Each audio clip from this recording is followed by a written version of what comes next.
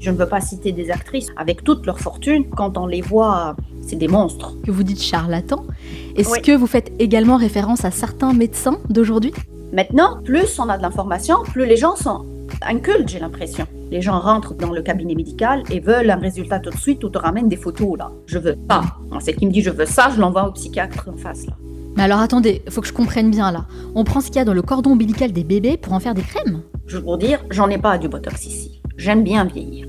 Et quand on dit régénérer l'os, on parle aussi de ça, de ces pommettes qui liftent. On a fait tourner à l'envers l'horloge du temps. Comme je l'ai dit, le premier facteur de vieillissement, on le voit à 20 ans. Est-ce que j'ai raison de faire ça ou est-ce que je suis totalement à côté de la plaque? Les Kardashians ont mangé leur placenta. Et tu demandes que ton médecin fait des miracles. Non. Le miracle, c'est toi qui le fais à toi-même.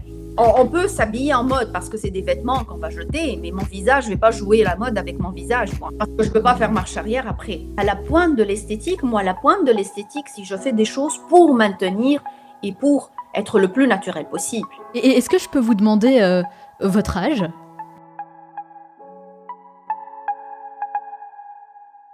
Aujourd'hui, j'ai le plaisir de recevoir le docteur Zeynep Kennissi en duplex de Montréal.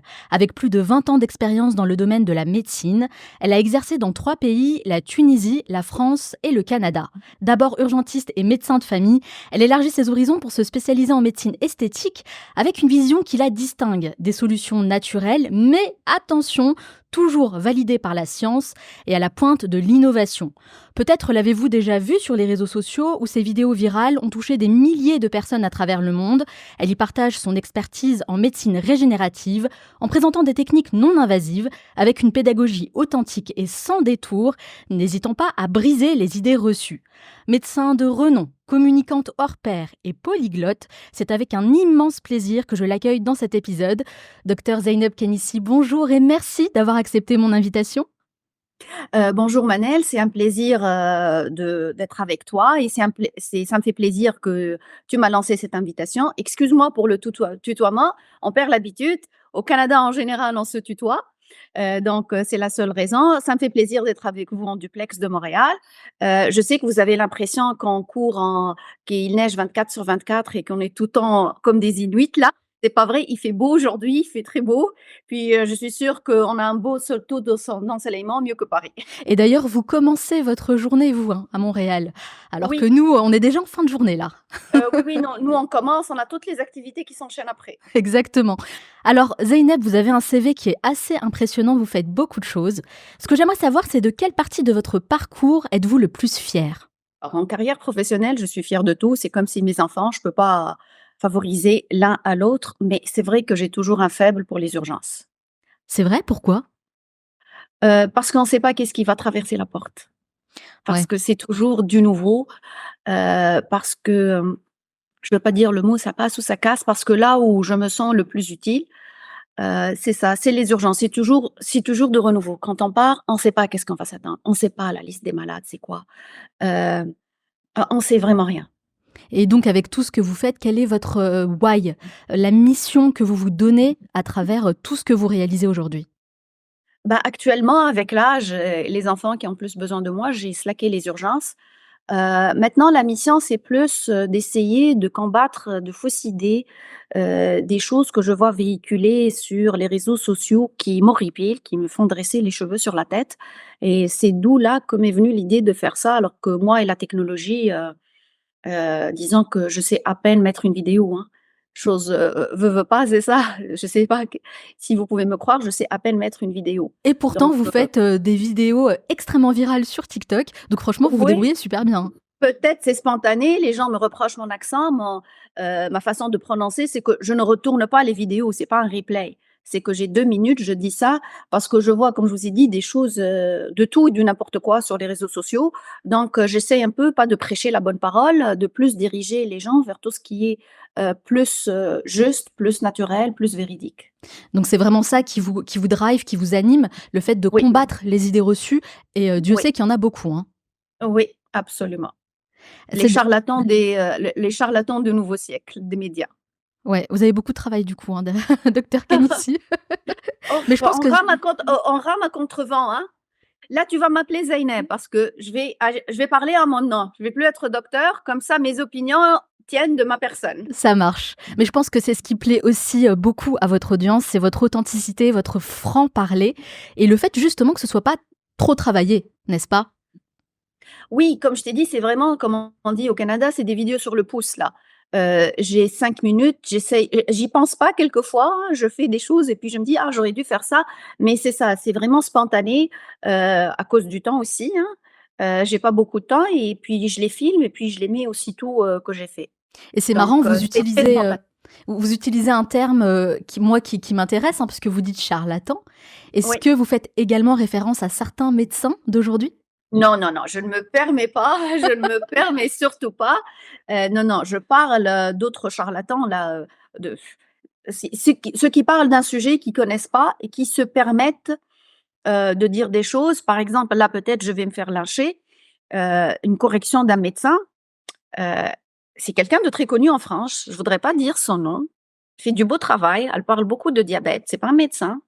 Puis l'autre jour, j'ai vu un collègue anglophone qui commentait une de ses vidéos, qui lui dit: «Mais cette dame, pourquoi elle parle? Elle dit que l'hyperglycémie, quand on a un taux de sucre, on mange de sucre, on fait des pics glycémiques». Mais c'est ridicule. On ne fait pas de pics glycémiques si on n'est pas diabétique, que ce soit clair. On ne peut pas faire la définition d'un diabète, c'est un pic glycémique. Les gens sans diabète, je ne veux pas dire normaux, les gens qui ne sont pas malades, ne font pas de pic glycémique, madame. Jamais. D'ailleurs, les femmes enceintes, pour savoir si elles sont diabétiques, on leur fait boire 80 grammes de Mmh, sucre. Vous savez, c'est quoi 80 grammes de sucre? Mais énorme. si ça monte, c'est qu'elle est diabétique. Une personne qui a un fonctionnement du pancréas normal, madame, ne fait pas de pic glycémique. Donc les Donc, pics glycémiques sont uniquement pour, les personnes qui ont du diabète, c'est c'est ça? la définition du diabète. D'accord.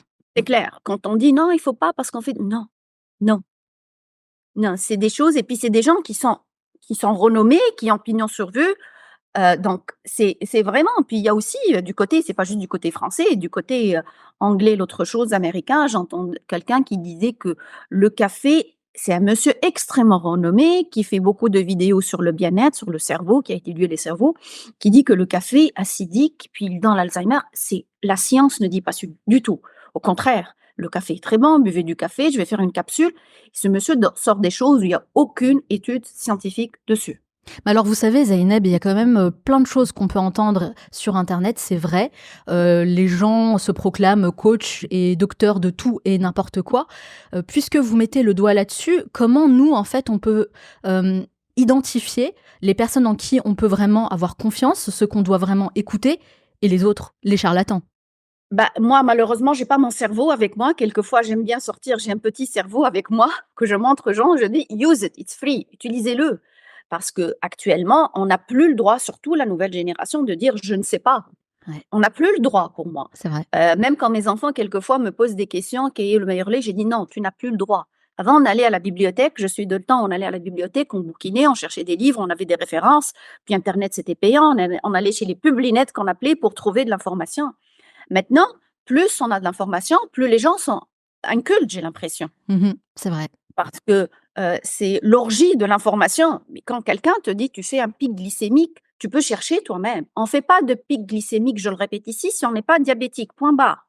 La discussion. Moi et elle a été invitée sur un plateau télé là, c'est Ah oui, en plus, oui. pas Bon, de toute oui donc façon, les personnes invitées sur les plateaux télé, c'est pas forcément les personnes en qui il faut avoir le plus confiance, hein. C'est ça donc moi avec elle sur un plateau télé, je me ferai retourner par mon collège, moi des médecins qui me dit: «Comment tu laisses passer ça? C'est complètement Mais ridicule. La déjà, définition du diabète, c'est un pic glycémique, c'est tout». l'information que vous nous donnez est très importante et je trouve que, bah, on commence bien justement avec cet entretien. Moi, j'ai déjà entendu par exemple que, prendre un petit déjeuner le matin, ne serait-ce qu'une petite date, bah, ça fait justement monter le pic glycémique, vous voyez? Non, ça fait peut-être donner craving, comme on dit en anglais, envie de manger plus, mais Oui. ça fait pas un pic glycémique si tu es pas diabétique madame, non. Tu peux manger ta barre de ligne de chocolat, n'importe quoi, ça te donne pas. Ça peut peut-être faire de l'obésité, donner du diabète et cetera, mais quand on prend des prises de sang, ton taux de sucre ne sera pas élevé. Toutefois, Zeynep, on va être d'accord pour dire que certains médecins peuvent également dire des bêtises. Moi, ça m'est déjà arrivé de rencontrer des médecins où voilà, hein, c'est Oui, oui, bah, et heureusement d'ailleurs qu'on n'a pas une vision monoculaire là. On nous laisse un peu, même si on essaye de nous mettre dans des paths, dans des chemins, chacun a sa vision à lui. C'est de là qu'on est des humains. Mais d'aller dire des bêtises, c'est ça la gravité. Est-ce que ce que tu dis va faire mal aux gens, oui ou non? Est-ce que va pas faire mal, pas va faire, tomber des gens malades? Oui. De fausses véhiculations, c'est ça que je n'aime pas. Et par exemple, pour l'anecdote, l'être humain n'est pas fait pour manger 3 repas par jour C'est vrai? et non, l'anecdote de 3 repas par jour, c'est vraiment ça date des temps modernes. Les gens n'ont jamais mangé 3 repas par jour.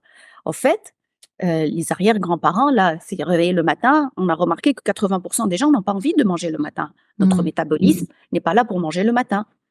Donc les enfants qu'on gave le matin: mange, bois», c'est complètement ridicule pour moi parce qu'il n'a pas envie de manger. Et pourquoi on mange à midi et le matin? Parce qu'avant les gens étaient dans les mines.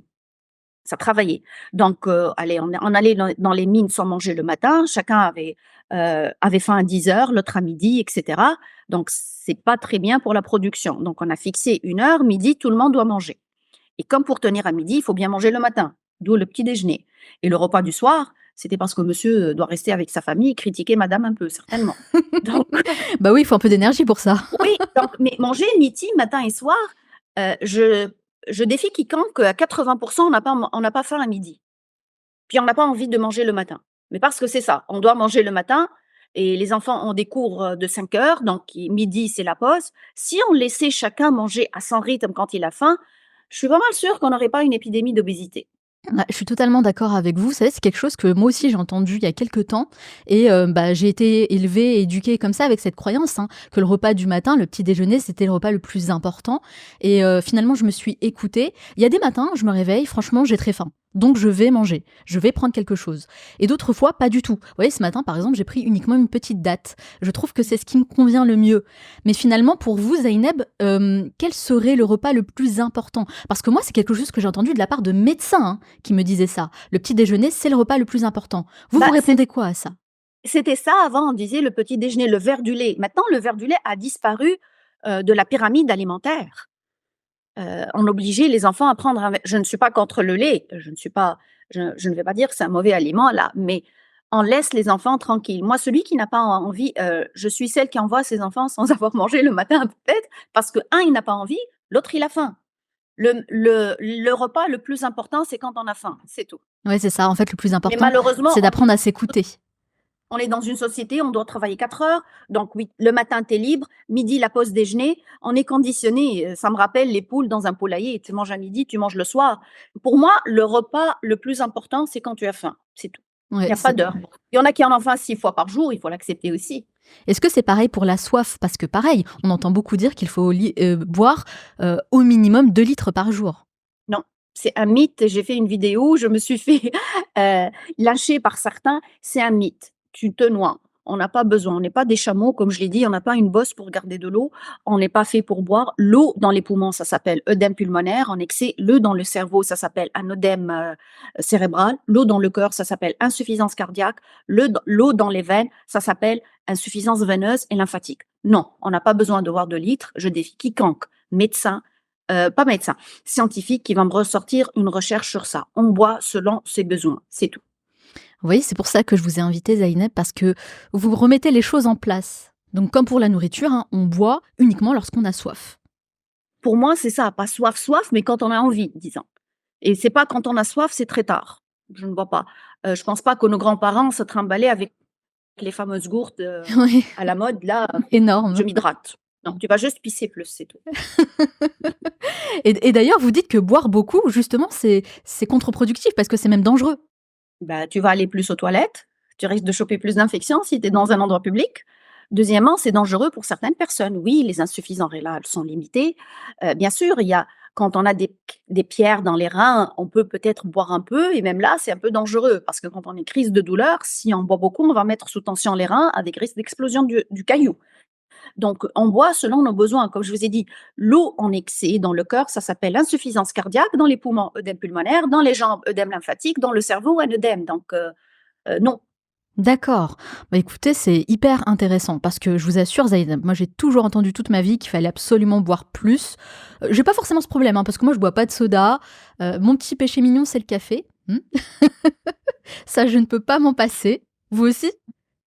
Combien? Non. On passe sous silence cette information. 7 ou 8 cafés? Non, non, non, c'est pas possible. Oui, oui, des expressos, là. C'est vrai? Oublie pas que j'ai 15 ans de carrière de soir aux urgences, donc maintenant le café ne me fait plus rien là, je dors avec. Bah, c'est ça le souci, c'est qu'à force, ça ne fait plus rien. Mais c'est pas trop Ouais. dangereux de boire beaucoup de café, justement? Si tu as pas de problème de palpitation cardiaque, non. Il faut s'assurer que les graines soient organiques malheureusement, c'est l'une des Ouais. graines les plus sales, mais non. Non, en fait, ça dépend vraiment de la qualité du café, c'est ça. Oui, exactement. C'est vrai qu'on nous met tellement de trucs dans la tête, surtout ces derniers temps, hein. On a l'impression qu'on nous fait peur sur tous les sujets. Du coup, on Ouais. ne sait plus quoi boire, on ne sait plus quoi manger. On a l'impression qu'il faut même éviter de boire et de manger, juste de prendre des petites graines pour se sentir bien. Et en parlant de se juger, de boire et graines, ce sera une vidéo que je vais faire et je te donne en avant-première. Maintenant, le mythe de la viande rouge est dangereuse est vraiment parti en fumée. Heu, C'est-à-dire? c'est-à-dire que dans les dernières études, les recherches, c'était en 2022-23, on dit: «Au fait, toutes les études qui classaient» parce que la viande rouge était classée cancérigène jusqu'à peu de temps. Toutes ces études faites sur la viande rouge et ben, on est désolé, c'est erroné.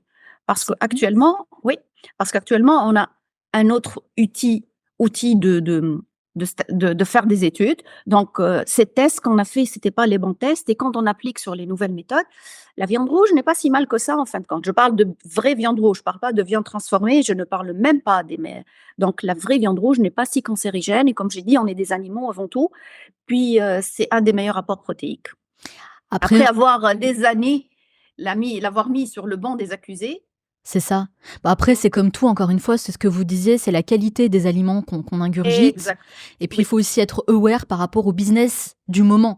C'est-à-dire qu'à un moment donné, on nous rabâchait beaucoup hein, les aliments véganes, végétariens, etc., qui ne sont pas forcément très bons, puisqu'ils sont très transformés. Et forcément, il fallait taper sur bah, la concurrence, la viande. oui, pour l'anecdote, nous on travaille ici au Canada avec une grande communauté du sud-ouest asiatique, Mhm. communément appelés les Indiens de l'Inde et puis c'est des gens qui sont végétariens, d'où leur croyance, mais c'est les gens avec les gens du philippino qui ont le plus ce qu'on appelle un syndrome métabolique, une obésité anormale, le tronculaire, ça veut dire. Ils sont en V Ah, avec le ventre, avec alors que c'est des gens végétariens. Ça vient d'où? De leur alimentation à base d'huile de graines que j'ai pointé de doigt l'autre jour, l'huile de canola, l'huile de colza, les fritures, ça leur donne un grand syndrome métabolique. Et pour l'anecdote, le chimpanzé, il mange de tout, il est grêle et il bouge. Et si on voit le gorilla, il est végétarien. Et vous voyez son dysmorphisme. mhm. Ventre, c'est ça que le syndrome métabolique. L'être humain, je respecte les végétariens, il manquerait que eux qui me mangent sur le dos. Là, j'ai pratiquement tous les lobbies. Donc, mais c'est ça, manger. On a longtemps pointé des doigts les gens qui mangent la viande, mauvais pour la santé, mauvais pour la planète, mais non. D'accord. Alors vous, Zeynep, ces dernières années, vous êtes beaucoup, consacrée à la médecine esthétique. Moi, je trouve que c'est un sujet absolument passionnant qu'on va pouvoir, développer ensemble. J'aimerais savoir d'abord, qu'est-ce qui vous a donné envie de vous intéresser de près à ce domaine? Moi, j'étais diplômée en 2013. J'ai eu un genre de follow en 2013 en médecine esthétique. C'est sûr que vieillir, voyant les années avancer, ça m'intéresse, d'abord pour moi. Ensuite, parce que je vois tellement de choses, horripilantes comme on dit là, donc je voulais savoir le vrai du faux. Parce que au fait, il faut avoir des attentes réalistes. Je ne vais pas injecter tout le monde. Je vous ai dit que les injections actuellement, on parle de plus en plus de puffy face, de face fatiguée et j'aime comparer la peau à un tissu. Donc, plus tu mets des choses, plus ton tissu va s'étendre.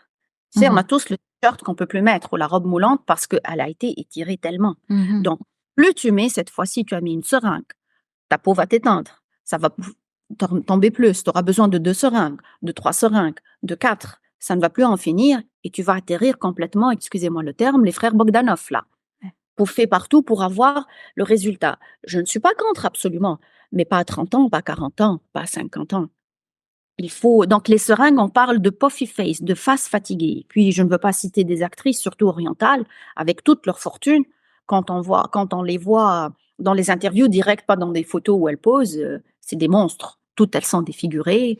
Il y a Ouais. toujours quelque chose. Ça devient vraiment apeurant quand on Moi, voit ça me ça. fait toujours quelque chose, un pincement au cœur, hein, vraiment, quand je vois ces personnes, qui ont bercé parfois mon adolescence, ces belles Oui. chanteuses libanaises qui étaient Avec magnifiques, toute leur fortune, hein. avec toute leur C'est des fortune. gens Mais fortunés. Alors tu te dis: «Alors moi, le commun des mortels», elles se sont totalement défigurées, en fait et oui, et c'est vraiment important, je pense, de parler de ce sujet-là, surtout avec les réseaux sociaux. Mais allons-y justement sur les injections. Tout le monde, s'injecte, un peu tout et n'importe quoi, hein, aujourd'hui, même les jeunes femmes de 18 ans. Donc quoi vous, docteur Zeynep, qu'est-ce que vous dites là-dessus? C'est quoi votre avis sur les injections? Bah, je vais pas commencer par le classique, la beauté est intérieure. Bah, non, en attendant, la beauté extérieure, oui, on Oui. parle de ça. Il À part le fait qu'il faut s'accepter et cetera, à 18 ans, tu commences rien, ma chérie. À 18 ans, là, c'est soin axé sur de préserver ce que déjà tu as. On commence par ça déjà. Ensuite, quand on parle, oui, on peut avoir des lèvres pulpeuses, on peut, ça c'est facile. Le botox aussi, il n'a pas un effet, aussi délétère que les injections. Les autres, il faut bien vieillir. Il faut bien et ça commence par l'alimentation. Tu peux pas fumer un paquet de cigarettes et t'exposer au soleil et tu manges mal et tu demandes que ton médecin fait des miracles. Non. Le miracle, c'est toi qui le fais à toi-même. Après, nous, on est juste des outils pour un peu maintenir et régénérer la peau et les cellules. Donc, je pense que 90% du travail peut être fait par la personne. Mais malheureusement, on est dans un temps où il faut que ça soit vite, vite et maintenant. Les gens rentrent chez un médecin ou dans le cabinet médical et veulent un résultat tout de suite ou te ramènent des photos là. Mmh. Je veux ça. Moi, c'est qui me dit je veux ça, je l'envoie au psychiatre en face là. C'est vrai? Ben, on peut pas, je veux ça. Ça n'existe pas, je veux Mais ça. c'est bien d'avoir ce genre d'éthique, hein, vraiment, hein. Ben, il faut, je dis, on peut donner une version meilleure de toi, better you, mais le je veux ça, c'est pas ici que ça se passe. C'est quoi exactement les injections? Qu'est-ce qu'on nous injecte, en fait, sur le visage? Il y a plusieurs choses. Il y a le botox, excusez-moi, qui est un neuromodulateur, qui est un poison essentiellement, qui existe depuis les années 70. Ça a été découvert par une ophtalmo qui injectait le botox pour le strabisme. Vous savez, le strabisme, c'est quelqu'un qui louche. On Mmh. l'injectait pour paralyser.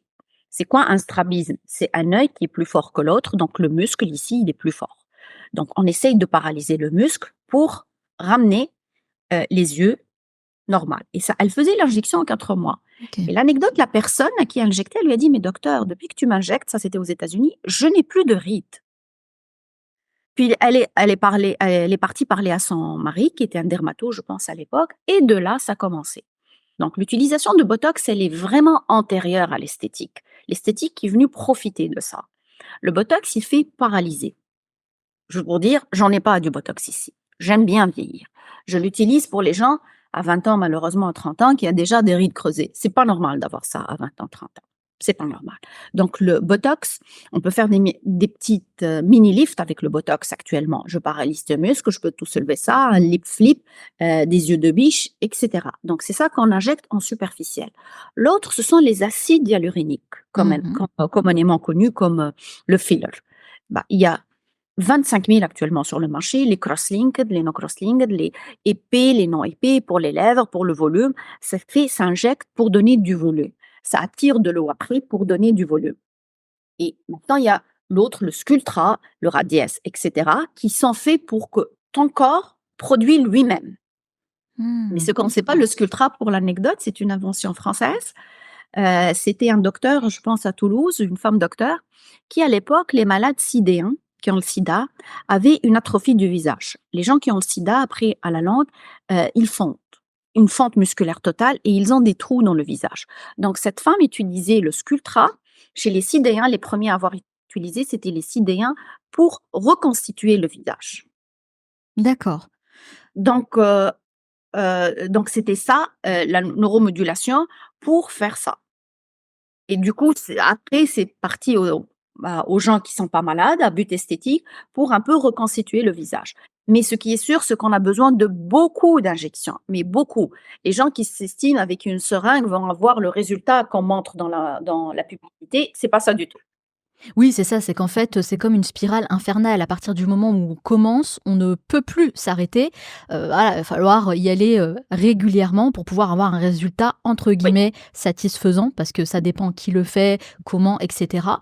Là, vous m'avez quand même présenté différentes méthodes. C'est vrai qu'on peut être un petit peu perdu, en fait, hein, quand on entend tout ça. Selon vous, Zeynep, quelles sont les méthodes, en fait, que vous préconisez? Est-ce qu'elles se valent toutes? Est-ce qu'elles sont toutes efficaces? Est-ce qu'elles sont néfastes? Quel est votre point de vue là-dessus? Néfaste, non, je ne dirais pas néfaste. Ben, les fils tenseurs, j'en ai parlé, je suis absolument contre. Le Sculptra c'est un résultat à 2 ans.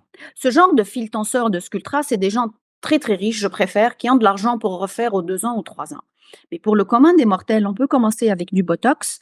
Bien sûr, j'ai insisté sur l'hygiène de vie. Puis, actuellement, avec l'avancement de la cosmétique, on a des produits cosmétiques ahurissants sur le marché qui peuvent même mimer le botox. J'en ai parlé, le botox en bouteille, ça existe. Il faut vraiment, avec l'avancement de la cosmétologie en même temps, on peut se passer de beaucoup de choses. Mais là, vous me dites: «Je suis totalement contre les fillers», Les fils tenseurs, c'est les les fils fils, tenseurs, voilà. ouais, ouais, là, c'est une pratique abandonnée. Qu'est-ce que c'est exactement ça? C'est que c'est une pratique coréenne. On rentre un fil, on fait un petit trou, je te montre, puis un fil, là, un guide, c'est pas si douloureux, on rentre, puis on tire la peau. D'accord. C'est des mini liftings que les gens sortent tout de suite tirer, mais c'est une catastrophe parce que la peau, le corps va voir dans ça un corps étranger. Donc ça sera Mmh. comme un filet. Tu vois les filets dans la mer, Oui, Manel? oui, oui. Il y a des algues qui se donc le corps va faire des réactions sur ça et tu Ouais. peux finir avec des déformités. C'est que là, la grande chanteuse libanaise, là, je veux pas dire son nom, qui est tirée un peu, c'est une mauvaise réaction au fil tenseur. On fait des yeux de biche, on fait le mini thread. Qu'est-ce qu'on ferait pas pour gagner de l'argent? Et puis je défie quelqu'un qui a eu un fil tenseur qui a été satisfait. Dans ma vidéo, 90% m'ont dit: «Ah, on aurait dû t'écouter, c'est une déformité totale chez moi, je sors comme celui qui a un AVC, un accident ischémique», c'est ça. Mmh. Vous parlez de Nawal Zorbi, la chanteuse libanaise? Non, l'autre, Alissa, Ah oui, Alissa. Mmh. toute la déformité qu'elle a, c'est Donc elle, qu'est-ce qu'elle a fait exactement pour ne pas du tout, il y a avoir ce pas mal résultat-là? il y a pas mal de fils tenseurs. Il y a pas mal de fils tenseurs. Il y a certainement, les stimulateurs de collagène comme le Mmh. Sculptra et puis de la chirurgie mais le problème, c'est quand on fait une erreur, on essaye de la réparer, on peut plus réparer. Donc ça va faire erreur sur erreur sur erreur, on atterrit à des phases comme ça. C'est ça, c'est ça. Et quels sont les risques, de toutes ces méthodes et notamment des fils tenseurs? Bah, la symétrie complète, la Ouais. réaction du corps que tu vas faire des cordons fibreux là, ça va faire des cordons fibreux. Et puis les cordons fibreux après il y a plus rien, tu peux plus remplir, rien du tout, c'est la casse chirurgie. Le chirurgien peut pas faire des miracles après ce que tu peux pas avoir t'abîmer le visage avec 25 000 injections et venir au chirurgien lui demander de te réparer ta face. Comme je l'ai dit, regardez ces actrices-là, avec toute leur fortune, elles n'ont pas réussi à récupérer leur face Est-ce que vous avez vu un petit peu les, avant-après là des d'autres artistes, qu'on voit sur les réseaux sociaux comme Christina Aguilera par exemple? C'est heu hyper choquant parce qu'il y a quelques années, elle était, totalement défigurée avec tout ce que vous venez de dire, hein, et puis là, il y a quelques mois, elle est réapparue comme si elle avait 20 ans, quoi. Bah, c'est que il faut pas juger sur des photos. Les photos, on leur fait dire ce qu'on veut. Je juge une personne quand elle est devant moi en train de faire un interview. Parce qu'aussi les divas libanaises et autres, quand tu les vois en photo, là, elles choisissent le profil, la lumière. Maintenant, je sais moi aussi jouer avec les photos, la lumière. Donc, je ne peux pas juger sur une photo. Je juge sur des photos prises comme ça à l'insu ou bien dans un interview. Quand on voit celle de Jennifer Aniston, là, quand ils la prennent en photo, c'est une catastrophe, là. Tu vois Mmh. que toutes les déformités. Et quand tu vois Jenner, Kylie Jenner, quand ils la Mmh. prennent aussi en photo, on voit les bouffées. Elle, c'est un bon exemple de celle qui a commencé à 18 ans Très à faire ses tôt. injections. Ouais, tout à On fait. regarde maintenant, elle fait 2 fois plus son âge, je trouve. Ouais, ouais, c'est vrai, elle a à peine 25-26 ans donc Bah, mais regarde comment elle fait pas 25-26. ouais. Et j'imagine, docteur Zeynep Kennissi, que les rides, c'est la première cause, la première raison pour laquelle les gens viennent, vous voir en consultation? Actuellement, c'est pas plus les rides, c'est le teint irrégulier. Le teint C'est plus irrégulier. bah oui, avec les gens qui se sont exposés toute leur vie au soleil, c'est les pores, c'est le teint irrégulier. D'accord. Ensuite, les rides, c'est les plus faciles à traiter. Moi, j'aime dire que les rides, c'est quelque chose de très facile à traiter. Et maintenant, je vous ai dit, il y a des crèmes. Je présente pas les crèmes très chères parce que je connais le budget des gens, mais il y a des dupes. Comme on dit, des dupes, ça veut dire des équivalents très bien. Les crèmes, elles peuvent faire de bonnes choses, les massages, etc. Ce que les gens, maintenant, de plus en plus s'inquiètent, c'est le relâchement en plus, Ah! l'affaissement, D'accord, la perte de l'affaissement. volume. Elle qui est plus difficile à traiter. Et qu'est-ce que vous préconisez à ces gens-là, du coup? C'est tout de Ah, suite les le grand injections ou alors il y a d'autres solutions? Voilà. Les grands relâchements, il faut être honnête et avoir des attentes réalistes. Le grand relâchement, c'est le chirurgien et le lifting. Il D'accord. faut être honnête là. Sinon, oui, il y a des petits tools, des instruments, mais c'est des petits relâchements, c'est pas pour les grands relâchements. Et comme je le dis souvent, il faut prévenir, il faut agir en amont avant d'aller en aval. Il faut toujours prévenir, d'où vient la médecine régénérative. Qu'est-ce que c'est la médecine régénérative? La médecine régénérative, c'était en Asie comme d'habitude, ils sont les pionniers. C'est par exemple maintenant même il y a des crèmes à base de placenta. Je sais qu'ils vont me dire: «Ah dégueulasse!» Oui, mais c'est ça, c'est des exosomes, c'est des facteurs de croissance, c'est des crèmes qui viennent du cordon ombilical des bébés.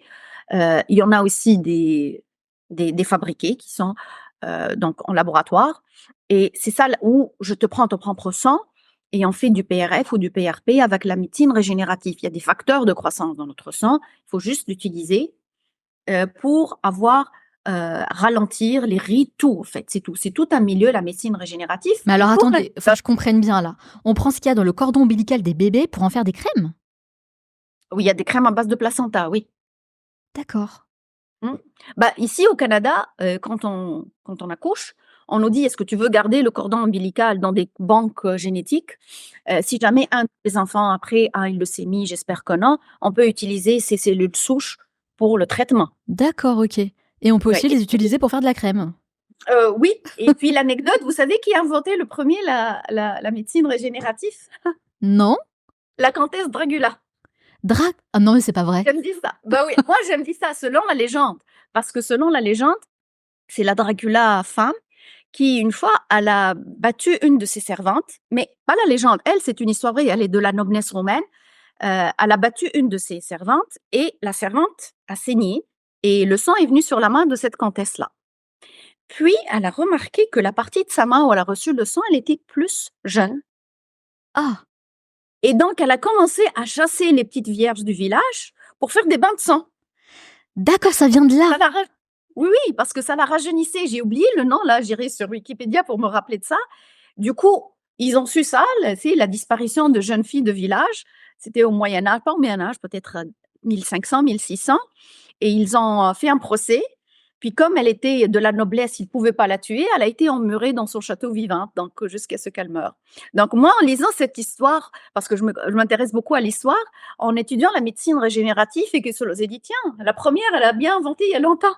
Exactement, bah, écoutez, je connaissais pas du tout, cette histoire, mais moi Pas je de trouve que mythe là, le bain de jeunes filles de sang de jeunes filles, ça c'est ça a pas vraiment existé, quoi. oui. Mais moi je trouve que c'est quand même assez flippant finalement, même ces histoires de placenta, pour en faire des crèmes et cetera. Est-ce que c'est quelque chose que vous, validez vous? C'est des choses que vous utilisez? Non, j'utilise pas. Au Canada, on est très réglé quand même. Mais là, des crèmes, il y a du placenta de sheep, des brebis aussi. Il y a des crèmes à base de Ah, placenta, des pilules à base de ça, mais on peut des se les pilules procurer où si c'est pas aux États-Unis? En En Asie, il y a beaucoup Asie? de laboratoires asiatiques qui, des crèmes à base de ça, oui. Maintenant, on parle ici de facteurs de croissance, de exosomes, qui sont des facteurs de croissance. Dans notre sang, il faut savoir, on a tous des facteurs de croissance. Donc, c'est une manière de les prendre et d'appliquer ça à la cosmétique. Et vous en pensez quoi à titre personnel de tout ça? Oui, quand c'est fait dans des règles, bah, je vais pas dire du placenta là, avec mes croyances, ma foi, donc j'ai pas le droit de manger des choses, je mange pas mon placenta ni le placenta des autres. Mais non, oui, pourquoi pas? L'avancement de la médecine n'a pas de limite. Tu sais, moi, mon grand a 16 ans et ça a commencé à garder les cellules souches des cordons depuis cet âge-là. Il te demande: «Est-ce que tu veux garder?» Dans des Mmh. banques, si jamais parce qu'on va pas s'arrêter sur le volet cosmétique. Il y a des cancers, il y a des leucémies qui ont besoin d'immunothérapie, de traitements comme ça et ça aide beaucoup. En tout cas, manger du placenta, alors ça va me choquer. Les Kardashians ont mangé leur placenta. Ah! Bah, tout Tous s'explique là-dedans. alors, tout Tous s'explique. ah, non, ça je peux pas parce qu'au fait ici, les nations premières mangeaient leur placenta. Les femmes mangeaient leur placenta quand elles accouchaient. Mais oui, les nations à l'eau, je leur dis, les nations premières n'avaient pas de perfusion pour lutter contre leur anémie. C'est un réflexe primaire de manger ça parce qu'il y a beaucoup de facteurs de croissance que la femme qui a accouché va avoir des nutriments pour pouvoir lutter contre l'anémie, allaiter son enfant. Ça, c'était à l'époque. Il y a pas de raison que toi, au XXIe siècle, tu vas manger ton placenta. Mais non, elles ont mangé leur placenta. Il y en a beaucoup aussi qui l'ont pris pour mettre des crèmes. D'ailleurs, maintenant, la dernière tendance en cosmétologique, c'est les skin boosters à base de, je ne sais pas si je peux le dire, si je vais être censurée parce que TikTok censure tout, à base de saumon, le PDRN. Ah bah, encore quelque chose de nouveau.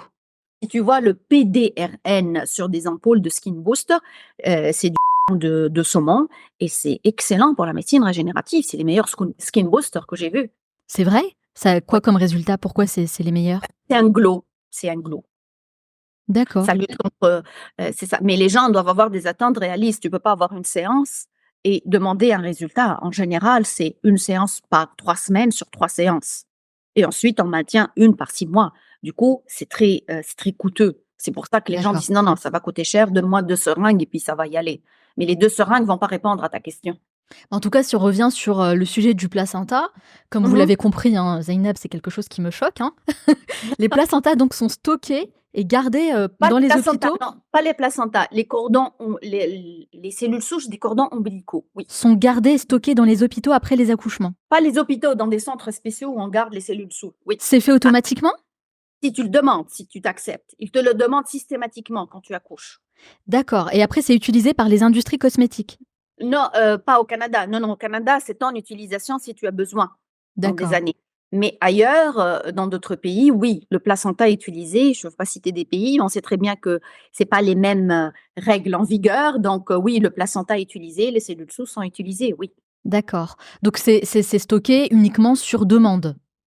Au Canada, oui, sur demande. D'accord et en France? Mais, j'ai aucune idée. Mais, au Canada, c'est pas sur demande, c'est que tout le monde qui accouche, on lui demande ça, c'est pas toi qui le demandes, on vient te le rappeler. Parce qu'en France, je ne pense pas qu'on pose la question, donc je me demande ce qu'ils en font. OK, non, on pose la question ici, on m'a posé la question à toutes, mais, ouais. Bon, à toutes les personnes qui sont sur le point d'accoucher, faites Personne attention. mais non, c'est intéressant parce que tu peux dire qu'un jour, si tu as une maladie dans un de tes enfants, une leucémie, il aura besoin de ces cellules. D'accord. Oui, bon, à partir du moment où c'est, sur demande de la personne, on sait où ça va, on sait pourquoi ça va être utilisé. À la limite, chacun fait comme il veut, hein. Moi, Oui. ce qui me dérange un peu, c'est surtout de savoir si, c'est stocké et qu'on nous le dit pas, en fait. Aïe, en France, je ne sais pas, je connais pas la nomenclature française. Ouais. Bon, peut-être à creuser un peu plus. On va essayer de Ton d'avoir plus prochain d'infos sujet, là-dessus. ton Exactement. prochain sujet. Mais ici, ça se fait depuis, 1 à 16 ans, ça se fait plus que 16 ans, là. De toute façon, tout ce qui est en Amérique arrive en France, donc je pense que Oui. ça va arriver ici aussi, dans pas longtemps. Ça met du temps, 16 ans, on a le temps de traverser l'Atlantique à la nage. Tout à c'est vrai, on a le temps de faire pas mal de choses en 16 ans. C'est vrai. Heu Zeynep, comment cette médecine régénérative pourrait, révolutionner le vieillissement? Oui, c'est sûr. Comme j'ai dit, la comtesse Dracula, c'est la première à avoir inventé ça. On n'a pas inventé la roue, hein. Elle était là bien avant nous. C'est ça, ce que c'est un genre de cosmétologie nouveau pour les implants des cheveux, pour que les cheveux restent qui en fait un implant, le PRP pour le teint. Il faut avoir des attentes réalistes. Ça va pas te donner ta peau de 20 ans, mais c'est un des, actuellement, même on essaye de faire des fillers. Vous savez c'est quoi ces fillers? Avec ton propre plasma. Il y a des OK, machines où on centrifuge ton sang et on extrait, on le garde à une certaine température, on fait un petit coussinet et je te fais des fillers avec ça. C'est le meilleur filler, c'est ton propre sang. Tu peux pas le rejeter. d'accord, d'accord. Donc en fait, pour vous, effectivement, il y a de grandes avancées et c'est quelque chose qui Mmh. pourrait, vraiment, Oui, avoir un vrai impact sur le processus de vieillissement aujourd'hui, oui. mais surtout dans les années à venir. Mais bien sûr, mais le filler là, ça date, c'est une invention française du docteur Chocrone là. C'est un dentiste français qui l'a inventé pour les implants dentaires et en faisant c'est ton propre sang qu'on met et ça régénérait, ta mâchoire a créé une dent. D'accord, En mettant ce magma qu'on prend de ton sang, qu'on centrifuge à vitesse spéciale et qu'on injecte. On fait donc un coussinet, on fait un petit gel à partir de ton sang. Le tout procédé prend 1 heure, même pas, le temps que tu es là et puis on injecte ça. C'est pas Je ne fais pas ça beaucoup ici parce que, je suis dans un milieu relativement pas rural. Les gens n'ont pas beaucoup les moyens. C'est des techniques à appliquer aux stars ou celles, qui ont le temps. Mais les gens en général, je t'ai dit: «Elle veut 2 seringues ici, une seringue» et sortir comme ça, chose que je ne fais pas. vous savez, j'ai quand même, j'ai une question à vous poser quand même parce que en fait, moi, je m'intéresse à tout ce qui est médecine esthétique. J'aime prendre soin de moi depuis toujours et je m'intéresse vraiment à tout ça. Je trouve que c'est passionnant, c'est intéressant de savoir où on va et Mmh j'ai pas forcément d'a priori au départ. Je pars du principe où chacun fait comme il veut. Sauf mh. que parfois, j'ai l'impression que on se laisse un peu trop emporter par tout ça. Je vous donne un exemple. heu, je voyage pas mal, par exemple, dans les Émirats et je sais qu'à Dubaï, c'est, monnaie, courante, hein. Là-bas, tout le monde se fait plein de trucs, des injections, Mmh. enfin vraiment ils sont à la pointe, de ce qui se peut se faire en médecine régénérative. Sauf que À j'ai la l'impression pointe à la pointe, je mettrais un bémol. ah J'explique. d'accord. Sauf que j'ai l'impression que dès qu'on commence en fait à faire ça, on ne s'arrête plus. On est dans une sorte de quête, de rajeunissement à tout prix, Oui, de vouloir vraiment rajeunir à tout prix. Est-ce que c'est quelque chose de sain? Est-ce que c'est quelque chose de bon? Je ne pense pas finalement. Et est-ce que c'est pas une quête sans fin? absolument, c'est ce que j'ai dit. J'ai dit: «Il faut bien vieillir, il faut l'accepter» et tu as parlé de l'Émirat et des pays du Golfe. Pour l'anecdote, c'est 2 approches complètement différentes. En Tunisie, il y a beaucoup de mes collègues plasticiens qui font aussi une pratique là-bas. Puis c'est complètement différent. Là-bas, quand ils viennent te voir, ils te disent: «Fais-moi la chose la plus non naturelle possible». Ah OK, C'est leur demande. ouais. C'est comme, c'est une chose pour être acceptée dans la société. Ils te disent: «Fais-moi la chose la plus non naturelle». Alors qu'ailleurs, on a une approche plus naturelle. Mmh. Parce que c'est comme l'histoire en Iran où tout le monde se fait une rhinoplastie à tel moment que tout le monde avait la mode de mettre un pansement ici, pour dire qu'elle a fait une rhinoplastie. Pareil au Donc Liban, hein. Quand vous allez dans les rues de Beyrouth, oui, tout le monde, mais il se y en refait a son même son nez. en Iran qui n'avaient pas les moyens et qu'elles se mettaient juste ça, pour faire Ouais. semblant qu'elle ait Ah donc d'accord! oui, dans les pays du Golfe, c'est tout sur le sauf le naturel. Ouais, ouais, C'est ouais. leur demande. Ils te disent, il y a des médecins qui ont fait des choses. L'autre jour, sur un podcast, un plasticien tunisien qui disait: «J'ai fait la chose que j'ai jamais fait dans ma vie. 3 seringues dans une bouche», c'était à la demande de la patiente. Puis elle est sortie toute contente et toutes ses amies sont venues le faire. Chose que, éthiquement, je peux pas faire ça ici, on peut pas aller au-delà d'une seringue, c'est presque interdit.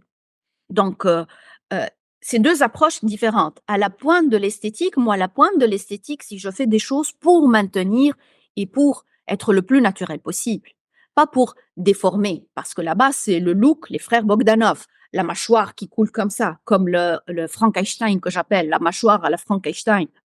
Donc, c'est vraiment et c'est une mode qui va passer et ce qui est ridicule, tu vas faire partie d'une mode qui est passée. C'est tout à Donc, fait vrai. on peut s'habiller en mode parce que c'est des vêtements qu'on va jeter, mais mon visage, je vais pas jouer la mode avec mon visage, moi, C'est vrai, je suis totalement d'accord parce avec que je vous. peux pas faire marche arrière après. Alors, autre question. J'en profite puisque vous êtes là, Zeynep. Comme vous pouvez le voir, vitamine C, vitamine D, collagène, magnésium, enfin bon. J'ai pour habitude de faire des cures de vitamines, souvent en hiver d'ailleurs, pour booster un petit peu mes défenses immunitaires, pour avoir un teint plus éclatant, enfin voilà. Et ma question c'est, est-ce que j'ai raison de faire ça, ces cures-là, ou est-ce que je suis totalement à côté de la plaque? Non, tu as raison. Tu as raison, mais il y a toujours un mais. Il faut toujours favoriser l'apport alimentaire qui est le meilleur si on est sûr de ses sources. Le problème, c'est qu'actuellement, ton orange vient du Maroc. Le temps de venir du Maroc à toi, elle a perdu 90 de ses vitamines. Donc, c'est ça, on n'est plus sûr d'avoir c'est bien beau qu'on dise une orange a telle de vitamine C, mais ça a été fait sur une orange qui a été cueillie de son arbre. Donc la plupart, malheureusement, des fruits et légumes ont perdu 99 de leurs vitamines. C'est énorme. C'est énorme, c'est énorme. C'est pour ça que maintenant, de plus en plus, on dit que le congelé est mieux. Les fruits congelés parce qu'ils ont gardé leurs vitamines. Mmh. Donc c'est ça le plus gros bémol. Donc oui, on a besoin de cure, j'en prends beaucoup moi aussi. J'ai mes choses, au lieu de prendre 10 par exemple, j'ai des marques où ils font 4, 5, 6 par un. Mais il faut savoir aussi comment les prendre, comme je l'ai dit. Actuellement, par exemple, au Canada, ça vient de sortir en Amérique du Nord que tout adulte, quelle que soit sa vitamine D, doit prendre tous les jours 750 unités de vitamine D par jour. Ce qu'on ne OK. disait pas avant. Mmh. Avant, on disait: «Il faut si tu es en déficit», mais maintenant on dit: «Non, pas besoin de doser, tout le monde, 750». C'est la vitamine la plus importante. Du magnésium aussi, on peut en prendre. C'est ça, c'est qu'il y a je ne suis pas biochimiste, mais comme j'ai expliqué, il y a des interactions, il y a des vitamines qu'on ne peut pas prendre avec certaines vitamines. Donc, oui, on a raison, mais malheureusement aussi, il y a des vitamines qui ne sont pas très bien absorbées par voie orale. Comme la vitamine C, il faut aller chercher la forme liposomale. C'est pour ça qu'aux États-Unis et au Québec, c'est interdit.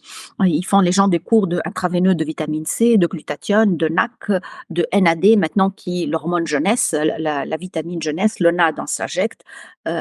Tout ça est mieux absorbé par voie veineuse, malheureusement. il y a une partie qui reste bonne par voie orale, mais c'est assez limité. Ça dépend de ton pH aussi de l'estomac, c'est très complexe. Moi, j'ai l'impression effectivement que c'est très complexe.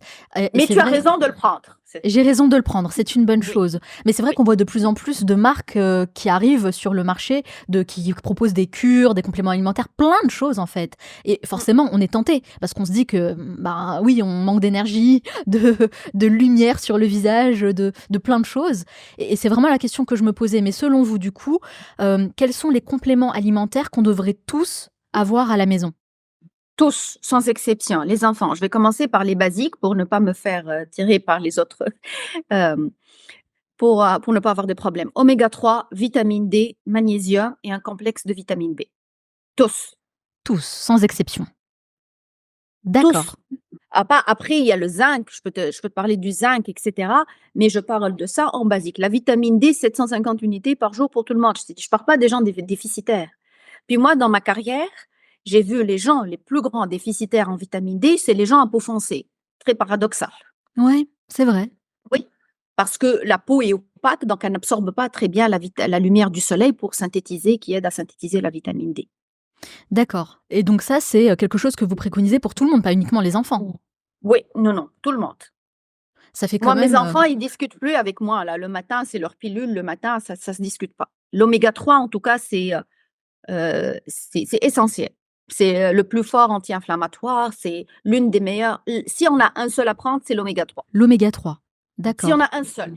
Bon, bah, très bien. Je vais ranger du coup mon panier avec, tous mes compléments et j'irai me chercher de l'oméga 3 Ouais. Ah, tu après n'en as notre pas entretien. dans tout ça, t'as pas Dans l'oméga tout ça, vous 3. voyez? Ah non. Voilà, on peut prendre plein de choses et au final, on n'a pas le bon complément. Comme je t'ai dit, si j'ai un, c'est l'oméga 3. Deux, c'est oméga 3 vitamine D. Trois, oméga 3 vitamine D en complexe de vitamine B. Et après, là, on rentre dans tous les autres détails, mais c'est déjà ça. Alors, parlons d'un sujet qui fâche. Mhm. J'ai lu que le stress, c'est l'une des principales causes du vieillissement à notre époque. Alors d'abord, est-ce que vous confirmez?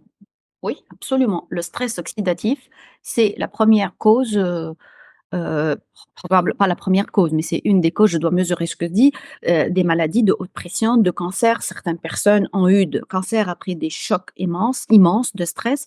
Oui, parce que le stress va affecter les surrénales scientifiquement. Donc, on va sécréter plus, notre glande surrénale va s'activer, sécréter plus d'hormones, on va être d'enzymes aussi. Donc, c'est très complexe, mais oui, le stress, et actuellement, c'est une vérité scientifique, c'est pas des dires de grand-mère et grand-tante. Oui, le stress est un des plus grands facteurs de maladie actuellement. Quels sont les signes visibles qui révèlent que notre niveau de stress est bien trop élevé que la normale? Moi, quand je vois quelqu'un blanchir très tôt, je peux dire qu'il est stressé, indépendamment. Blanchir?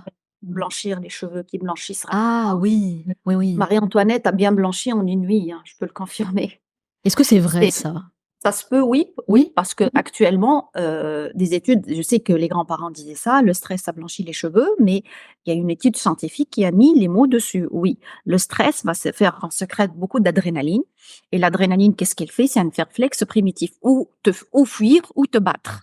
Donc, quand on est jeune, cette adrénaline qui va être transformée en eau oxygénée, le peroxyde d'oxygène, quand on est jeune, donc cette adrénaline-là va être nettoyer le corps par deux enzymes qui sont la catalase et le glutathione. Mais quand on vieillit, ces enzymes diminuent. D'accord. Donc, ça va rester et puis ça va se déposer, entre autres, sur les cheveux. Elle va les blanchir. Donc, imagine-toi, si on a été capable de blanchir les cheveux avec le stress, qui est une partie externe de notre corps, imagine qu'est-ce que ça fait à l'intérieur. Ouais, donc être très vigilant en tout cas sur ça. Si on voit qu'on commence à avoir beaucoup de cheveux blancs d'un coup, Oui, plus non, d'un que coup, c'est pas normal, il faut consulter déjà. Il faut vérifier ta thyroïde, ta vitamine B, etc. C'est pas normal, oui. d'accord. J'ai l'impression aussi que, quand on a plein de boutons, hein, sur le visage, un peu partout sur le corps, ça aussi, hein, c'est signe de stress. Quand on a de l'herpès, c'est un signe de De stress. l'herpès. Ça se peut. Les gens qui font du zona, qu'on appelle, je sais pas si vous êtes, le zona, les petits boutons qu'on a au corps, ou bien communément appelé un herpès ici, Les boutons buccal, de fièvre? les boutons de fièvre. D'accord. Ça, c'est on peut l'avoir suite à un stress immense. Ça, c'est confirmé. On les voit, les gens qui viennent avec, ou ce même virus qui a tapé ailleurs dans le corps, qu'on appelle zona, c'est suite quelquefois à un stress immense aussi. D'accord, et quelle est la meilleure méthode selon vous pour, essayer du moins de réguler ce stress? Oh là là, si j'avais la méthode, je serais milliardaire à cette heure-là. Moi, je crois beaucoup en corps humain. La seule chose que je me dis: «Est-ce que ça changerait quelque chose si je stresse?» À titre d'anecdote, il y a eu de grandes inondations à Montréal il y a 1 mois ou 2 mois. Tout Mira tout Montréal a inondé, j'étais en vacances et les clés, je les ai oublié de donner aux voisins. Donc à ce moment-là, on m'a appelé, il m'a dit: «Ah, est-ce qu'il y a eu une inondation chez toi?» Parce qu'il faut dire ici les maisons sont en bois, donc une inondation, c'est foutu, toute ta maison. Puis c'est ma mère qui stressait: «Appelle les voisins, appelle!» Mais j'ai dit: «Maman, supposons qu'il y a eu une inondation, qu'est-ce que je peux faire? Il y a rien à faire. Pourquoi je stresserais? Il y a rien à faire». Ouais, Donc c'est te dire, est-ce que de stresser parce qu'il y a le bon stress aussi qui te rend productif, bien sûr, oui, oui. mais le stress qui te dit: «Si je stresse, ça va changer quelque chose, oui ou non?» Non, donc moi je vais à la case non. C'est vrai, Mon vous mon avez fils raison. n'est pas rentré le soir, il va prendre l'avion, je suis stressée s'il arrive. Est-ce que ça va changer quelque chose? Non. Donc je stresse pas. Je dois travailler, j'ai un examen. Ça va changer quelque chose? Oui, je dois travailler, donc oui. Donc je me dis: «Est-ce que ça change quelque chose si la maison est inondée et je suis à 2 000 kilomètres?» Ben non, ça change rien, donc je m'en fous. Vous avez raison, c'est d'abord une question de mindset. Je suis totalement d'accord avec vous. Faire un travail hein, sur soi pour essayer de gérer son stress. Parfois, pour certaines personnes, dans certaines situations, c'est pas suffisant. Il y a des périodes où on n'y arrive pas en fait. Est-ce qu'il y a des compléments alimentaires? Est-ce qu'il y a des choses qui pourraient nous aider à réguler ce stress? Un petit coup de Heu, boost, un petit coup de pouce, je dirais. oui, selon la science, oui, le magnésium est bon pour le stress D'accord. parce que c'est un relaxant musculaire. Si on parle de tout naturel, le magnésium bien sûr, il y a l'ashwagandha, il paraît qu'elle a des vertus aussi Hmm. anti-stress. Il y a la camomille, oui, tout ce qui est thé à la camomille, ces plantes-là sont déstressantes, prouvées, je ne vais pas rentrer dans les détails. Donc ça, pour rester naturel. Sinon, oui, quand le stress devient une maladie, il faut traiter. Il y a des médicaments anxiolytiques. Malheureusement, la plupart des médicaments, le truc que je vous donne, c'est tout ce qui est avec Z et AN, oxazépam, Xanax, Mhm. ont prouvé, j'ai fait une vidéo il y a plus qu'une année sur ça, ont été prouvés d'être une cause d'amnésie après et d'avoir des troubles de mémoire après. Mais si vous l'utilisez à court terme pour une situation intenable, pourquoi pas? D'accord, d'accord. C'est vrai que moi, je me dirige toujours plus vers des solutions naturelles. Moi, je leur dis d'agir vraiment en cartésien. Je stresse, est-ce que ça change quelque chose? Non, je stresse pas. Si ça peut changer quelque chose, oui, dans le cadre des examens. Mais ailleurs, des choses, on n'a pas contrôle, franchement. Après, je On a pense. un seul corps. Moi, je dis qu'on a un corps, je ne vais pas me stresser, plus de faire des injections, de prendre des médicaments, agis sur toi-même. J'imagine aussi que quand on a été, urgentiste, hein, comme vous, on a vu, plein de choses hyper difficiles, ça permet peut-être aussi de prendre du recul et de relativiser.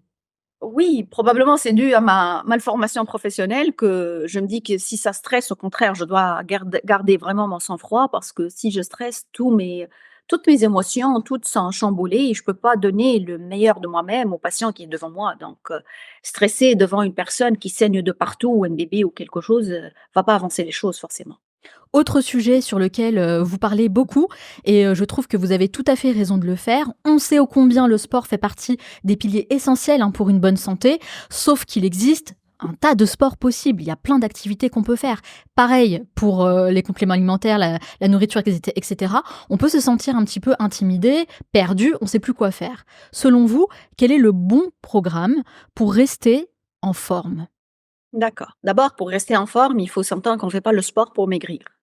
On maigrit pas avec le sport, on maigrit avec la nourriture, en contrôlant son apport calorique. Le sport, c'est juste parce que tu peux faire 30 minutes de sport intense, c'est une barre de Mars brûlée. Mmh. Donc, celle qui fait le sport pour maigrir, c'est faux. On fait le sport pour entretenir ses organes. Le sport maintenant est prouvé dans toutes les études d'agir contre tout. Moi, je dis que la salle de sport, c'est ta psychothérapie, c'est tes amis, c'est ton centre de beauté. En fait, c'est pas une salle de sport, c'est une pharmacie, c'est ton médecin. Tu as 5 choses dans la salle de sport et pour moi, ça doit être remboursé par la sécurité sociale ou je ne C'est sais pas vrai, quoi en je vous France. rejoins là-dessus, oui. Mais en même temps, ici au Canada, on a la chance, c'est pas cher du tout. Et ils sont ouverts 24/24 les salles de sport, c'est à l'Amérique du Nord, 7 jours sur 7, 24/24. En tout cas, c'est un investissement sur soi qu'il ne faut surtout pas, négliger. C'est même pas un investissement pour moi, c'est un comme je t'ai dit, dans la salle de sport, tu as psychothérapie, psychanalyste, pharmacie, médecin et spa, un centre esthétique. Parce que tu te fais du bien partout. C'est quoi le meilleur régime? Ça a été aussi étudié, c'est 180 minutes de sport par semaine. C'est 180 recommandé. minutes. 180 minutes par semaine. Après, il y a le plus ça c'est le minimum, hein, ça c'est le basique, je parle. Chose que personne ne fait presque, bah, peu de gens. Mais, le sport, c'est ton outil contre le vieillissement. Les gens qui m'ont demandé des traitements de varices, c'est la musculation, il y a pas autre chose. Le traitement contre la cellulite, c'est la musculation. Le traitement contre les vergetures, c'est la musculation aussi. Puis celles qui disent: «Ah oui, mais je veux pas avoir des muscles, c'est bol» tu auras pas des muscles. Mais C'est oui. c'est 25, c'est 30 ans au moins d'exercice. Celle qui vient qui est: «Non, mais je veux pas être bulky». Tu penses que c'est donné à tout le monde d'être bulky? Je fais de la musculation depuis plus que 10 ans ou 15 ans ou 20 ans. J'ai pas des muscles, j'aimerais bien Est-ce que c'est pas une comme raison juste pour ne pas le faire, hein? c'est ça, il a dit: «Ah oui, mais je ne veux pas». Tu sais, les gens musclés la regardent et rient: «Mais tu penses que c'est facile d'avoir ça, que tu peux avoir ça?» C'est la musculation, c'est la musculature, c'est notre pas le premier signe de vieillissement, c'est quand on se court, parce que tes muscles de dos sont c'est la posture. Ouais, Ce la qu'on posture. remarque quand les gens ils viennent de marche de loin, c'est leur posture. C'est là qu'on sait qu'ils sont âgés ou pas. Donc si tu as pas de muscles de dos, si tu as pas de muscles de mollet pour faire un bon retour veineux, parce que en fait les veines, c'est des tuyaux sans muscles. Le retour veineux dépend de la musculature de nos parties inférieures, de nos jambes. Donc si tu n'as pas tout ça, tu peux pas demander à un médecin esthétique ou à un médecin à faire des miracles pour toi. Mmh. Donc si j'ai Donc bien le compris, musculation c'est et la HIIT. musculation, 3 heures par semaine environ, musculation. Et oh, exactement, la musculation. Puis, dans une étude récemment, 90 des gens au-delà de 30 ans ne sprintent plus, Ah! ne courent oui, 90 au-delà de 30 ans ne font plus un sprint là. C'est énorme 90. Oui, un sprint, ça t'est c'est poumonné, hein, quelque chose où tu cours pour 30 Donc il secondes, faut donc tu quand en même peux plus. ajouter un peu de cardio. Il y a bien sûr la cardio et la muscu ensemble. C'est des choses essentielles. Cardio, musculation et étirement. Si tu fais ça, je pense que tu peux te passer du médecin et du médecin esthétique pour un long moment. C'est vrai, c'est vrai. Bah, c'est un bon rappel parce qu'il y a aussi des personnes, par exemple, qui aiment beaucoup faire de la course à pied, donc super en cardio, mais pas beaucoup de muscu et vice Non, versa. non, pas beaucoup de muscu, ils sont un peu décharnis, dégarnis ou décharnis, c'est ça. La course à pied sur de l'encre peut être éreintante parce qu'il faut pas oublier aussi que le sport, le très intensif est un peu délétère. Les plus grands sportifs, je parle de sportifs qui font plus que 2 heures par jour, ont fini leur vie un peu plus tôt parce que, voilà, et ça crée un stress oxydatif qu'on en parlait. Il faut pas que ça soit une source de stress. Ouais, ouais, c'est vrai. Et puis, pour la FAN, il y a une étude qui est sortie qu'on a régénéré les os des patients qui ont ostéoporose, qu'on appelle, qui atteint les femmes en général à partir d'un certain âge, où les os sont fragiles. Avec un programme de musculation adéquat, leurs os ont repris de la densité. On a régénéré, on a fait tourner à l'envers l'horloge du temps, juste avec de la musculation. Et c'est quoi? C'était le premier Waouh! exercice, c'était le squat avec un poids. Ouais. C'est une étude maintenant qui a été publiée, très connue, Liftmore, et ces femmes ostéoporotiques à qui on disait: «Non, non, non, ne transporte pas, tu vas te faire mal» et cetera. En faisant un exercice sous supervision avec des poids, ont régénéré presque comme les médicaments leur os. Et quand on dit régénérer l'os, on parle aussi de ça, de ces pommettes qui liftent. On parle de tout notre ossature. C'est incroyable Donc quand même. on a pu réverser le temps avec de la musculation. Incroyable. Donc même pour les personnes qui sont pas sportives, bon, ça donne quand même envie, hein, d'aller à la salle. Allez, quelques Oui, minutes pour exact. commencer, puis après on y va step J'y by vais step. après. J'y vais Bah, après. justement, quel est votre programme sportif, à vous, Zeynep? Qu'est-ce que vous faites? Moi, je fais, bah, c'est mon mari qui est plus bon qui est mieux que moi, hein. Mon mari est un vrai, musclé comme on dit là, c'est un médecin aussi. Moi, mon programme à moi, c'est le HIIT. Je fais beaucoup de HIIT sur le tapis, je cours à Mmh. mes pulmonés, genre je peux plus parler après et puis je fais de la musculation variée, mais comme je t'ai dit, j'ai de la chance d'avoir un coach personnel qui est mon mari et mes enfants. Donc c'est vrai et est-ce que je peux vous demander, votre âge? 47 ans. 47 ans? Ouais, OK, donc vous appliquez vraiment ce que vous conseillez, hein? 47 ans que je dis: «Regarde, j'ai pas de botox». C'est incroyable! Non, vous vous en entretenez 47. super bien. Donc tout ça avec une bonne nourriture, du sport et pas Nous, beaucoup on de achète stress? il y a jamais eu un bonbon qui est rentré à la maison, ni de la nourriture en canne, ça veut dire les toutes faites là, les Ouais. soupes en canne, ou les poissons carrés, ça n'existe pas chez moi. Est-ce que, il y a eu quand même quelques petites injections, hein, sur vous? Moi, je fais de micro-needling sans le micro-needling et les skin boosters, souvent, aux 2 semaines là, comme je suis équipée, hein. Donc, je fais beaucoup de micro-needling, de skin booster, mais des injections, j'en ai eu très jeune, oui, pour être honnête, qui n'ont pas marché sur moi parce que, j'ai un système qui a tout éliminé rapidement. Ça veut dire, Ah, il y a il est des gens possible d'éliminer oui, les injections? oui, D'accord, oui, il n'a rien gardé. Donc, moi je garde bien mais ça, c'était il y a plus que 10 ans d'accord. où j'ai cédé à la fameuse mode, mais depuis plus que 10 ans, j'ai comme je t'ai dit, j'ai même pas de botox. Moi, je fais du facial très avancé avec du microtox. Maintenant, à la mode, ça vient d'Orient cette fois-ci, des pays du Golfe, où ils font un facial avec du botox. Est-ce que vous pouvez nous expliquer ce que c'est le Micro-needling. J'ai fait une needling et le vidéo, booster? j'ai mis ouais, sur ma chaîne YouTube, j'ai mis le micro-needling. C'est qu'au fait, on fait des micro-piqûres, dans notre peau Mmh. avec un appareil, micro-aiguillage peut-être en français et qui va obliger la peau va voir que c'est une attaque. Il y a plein de trous. Donc elle va se régénérer, D'accord, elle va créer du collagène. C'est imagine un tissu avec des trous. d'accord, Tu vas aller réparer ce trou, tu vas le coudre. Le tissu va rapetir et donc c'est ça l'effet lifting du micro-needling.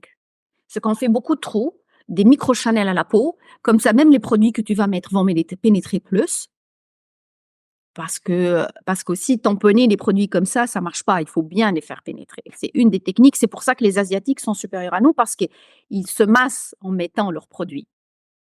d'accord. Donc en fait, si j'ai bien compris, comme la nature a horreur du vide, le fait de faire des micro petits vides comme Oui, ça oui, permet de régénérer, naturellement? exactement. La peau Mmh. va c'est ce qu'on appelle le vampire lift. OK.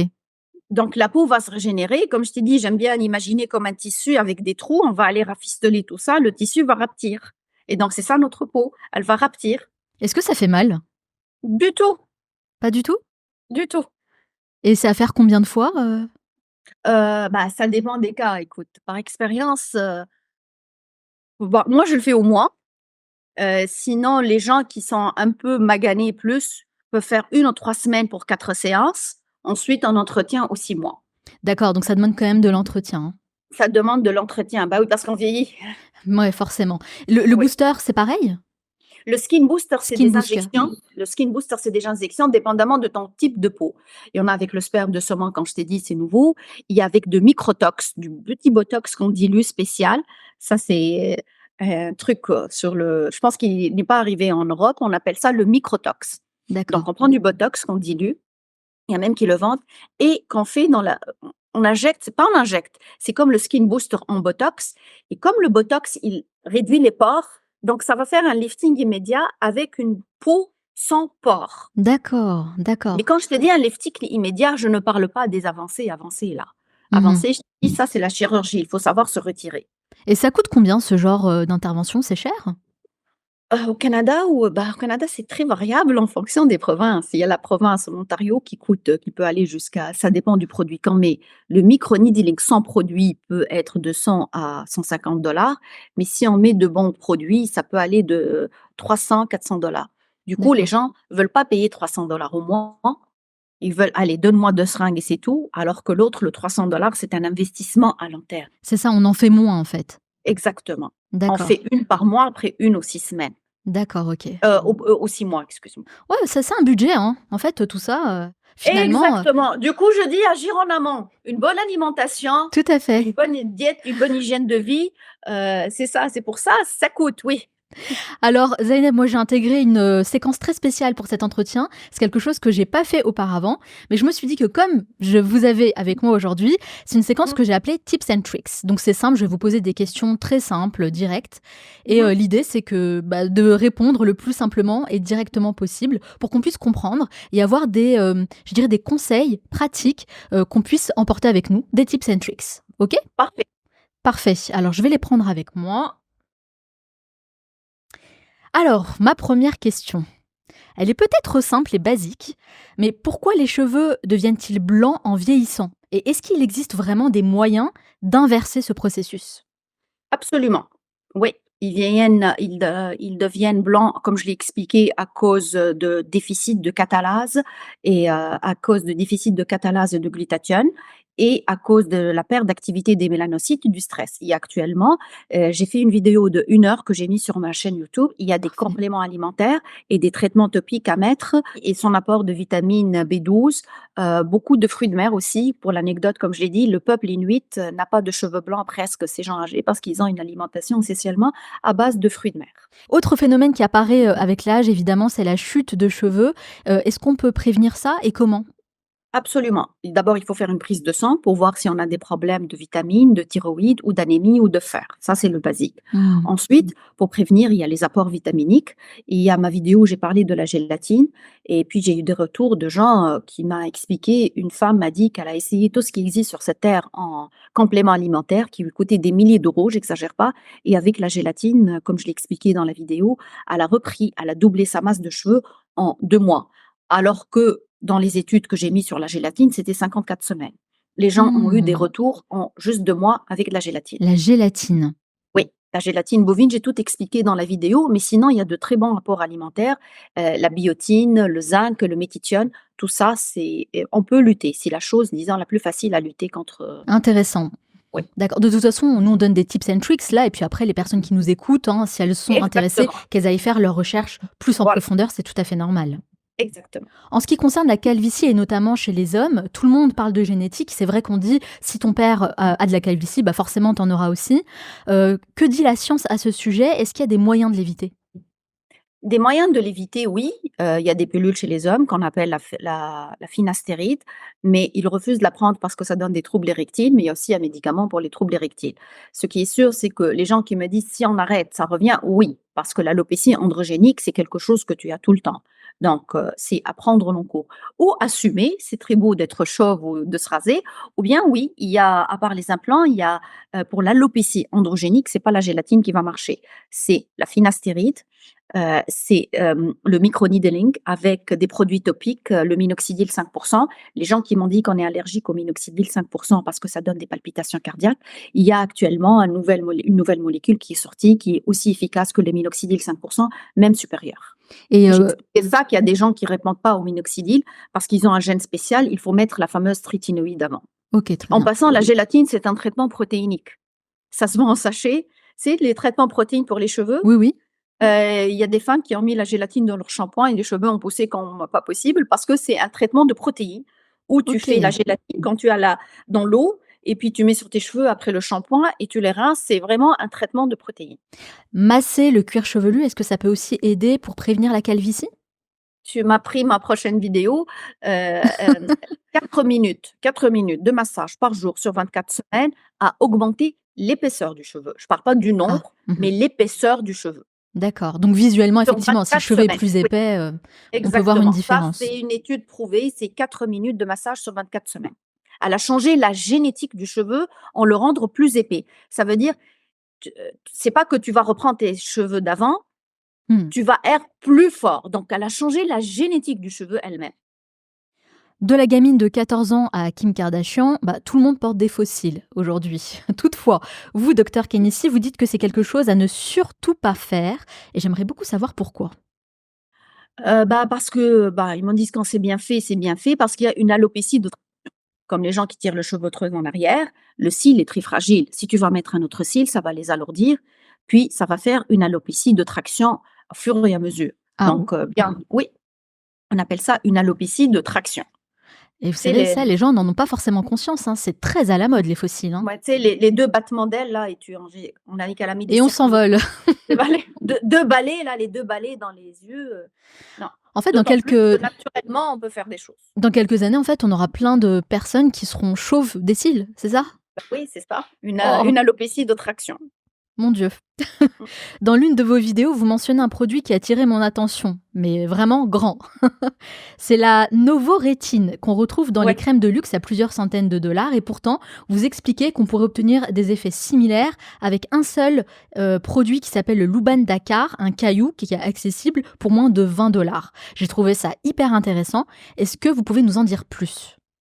Pas les mêmes effets parce que légalement, j'ai pas le droit de dire le même effet, donc pour Right. des raisons légales.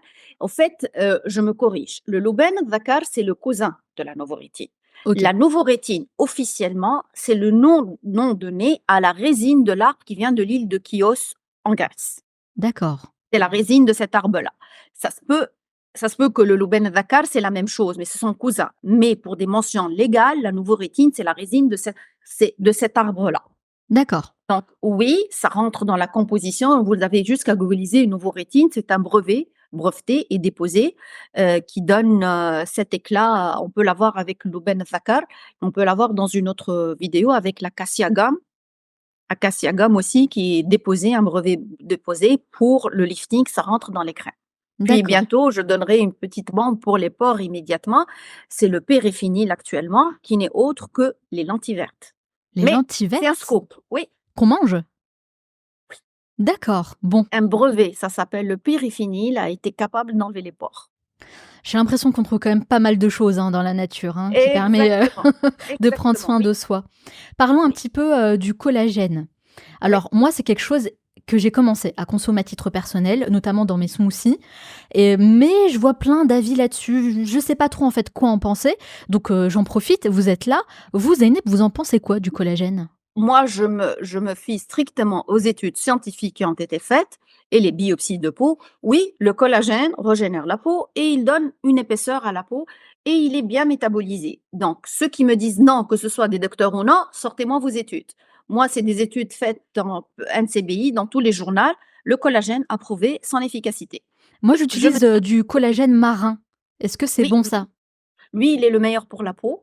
C'est le meilleur Euh, pour la peau? D'accord. Oui, il est très bien pour la peau, pour les fanères aussi, quand on dit les fanères, cils, ongles et cetera, il est excellent. Moi, les gens qui m'ont posé mon collagène, il est un peu cher, mais c'est un collagène japonais associé à vitamine C et à l'urinique, mais ça se vaut pas en France, c'est en bouteille que je bois. Oui, le collagène marin est excellent.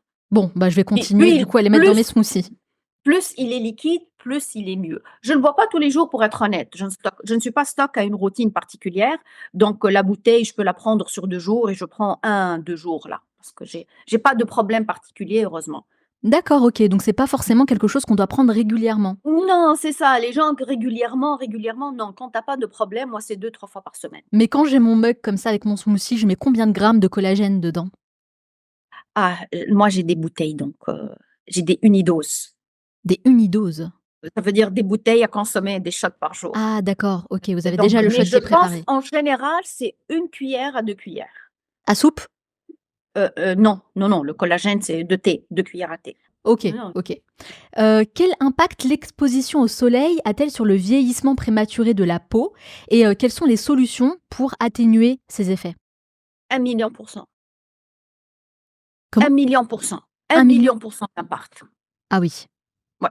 C'est le premier signe, c'est le premier facteur de vieillissement. Et comme je l'ai dit, le premier facteur de vieillissement, on le voit à 20 ans. Le premier signe de vieillissement qu'on voit, c'est à 20 ans, c'est des petites taches noires qui commencent à apparaître. C'est pas les rides. Donc si le soleil est le premier facteur de vieillissement, qu'est-ce qu'on fait? On porte une cagoule? Bah, moi, je m'expose pas. Déjà, je ne fais pas l'étoile. Il y a des heures de pointe, j'ai la chance de faire un travail de bureau, donc je suis pas exposée dehors. Mais quand je suis en vacances, c'est les heures de pointe de 10 heures là où le soleil à son pointe, j'évite. C'est tout le temps chapeau, grandes lunettes et oui, la protection solaire. Mais l'idéal, c'est que j'évite tout simplement. Donc J'ai la oui, chance d'être en voiture, je prends pas de transport en commun, donc en général, mes heures commencent très tôt et terminent très tard. mais c'est vrai que faire, l'étoile comme ça au soleil, c'est vraiment quelque chose à Non, éviter. Moi, quand je vois ça sur les absolument, plages, mais je suis tellement mais je me dis: «Mais vous non. ne savez pas à quel point vous êtes en train de faire du mal à votre peau». Alors C'est peut-être le que sur le premier. moment, ça peut paraître, agréable, mais les effets peuvent être, extrêmement néfastes. Non. Et puis les comme je l'ai fait dans une vidéo, c'est qu'ils m'ont dit: Nos grands-parents n'ont pas eu de cancer, ils sont bien». Bah oui, parce que tes grands-parents se trimballaient pas en bikini et ne s'exposaient pas au soleil de 10 heures à 4 heures. Donc ouais, éviter. Est-ce qu'il faut se protéger du soleil, tout le temps, même en hiver? Même en hiver, c'est une grande polémique là. Moi, pour être honnête, non, je ne me protège pas l'hiver comme je t'ai dit parce que je ne sors pas, je ne suis pas très exposée et puis je suis, au Canada donc C'est ce que j'allais mais dire. Mmh. oui, ceux qui sortent, oui, D'accord. Est-ce oui, que vous parce pré que les premières atteintes du soleil paraissent à partir de 20 minutes. à partir de 20 minutes? OK. D'accord, donc quand, oui, on fait la bronzette, sur, les terrasses de café à Paris, Ouais. Ouais, c'est pas Ouais, forcément la meilleure chose à faire. ne viens pas demander des miracles. Vous préconisez une crème en particulier? Chose qui soit pas, trop néfaste ou trop chimique surtout?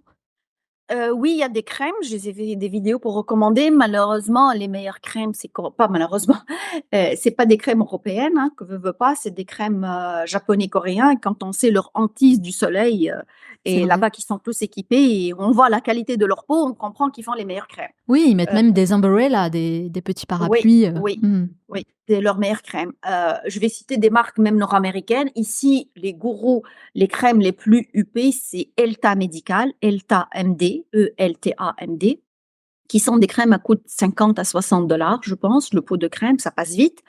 Mais moi, je suis stock à les crèmes que j'avais recommandées, de Cosrx, la marque, coréenne, Beauty of Jason.